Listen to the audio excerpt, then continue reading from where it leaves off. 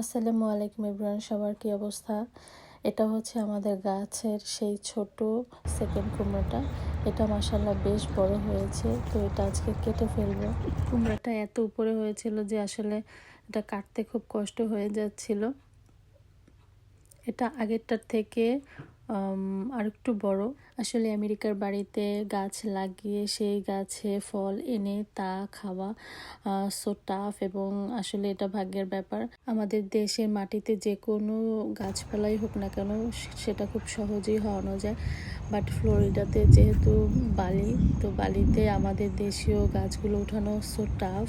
এই সাইডে আমাদের আর একটা কুমড়া গাছ আছে, তো এই গাছটাতেও মাশাআল্লাহ আরও কয়েকটা কুমড়া ধরেছে।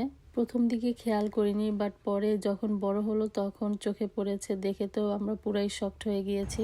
আসলে গাছে ফল আসলে সেটা সবার কাছে খুব আনন্দের, কারণ তখন মনে হয় আসলে কষ্ট করে সার্থক হয়েছি। বাংলাদেশে থাকতে যতটুকু দেখেছি যে লাউ বা কুমড়ার সিজন আসলে উইন্টার সিজনেই এটা হয়, কিন্তু এখানে এসে উইন্টার সিজনে আমরা অনেক চেষ্টা করে হওয়াতে পারিনি, যা সামার সিজনে এসে পেরেছি।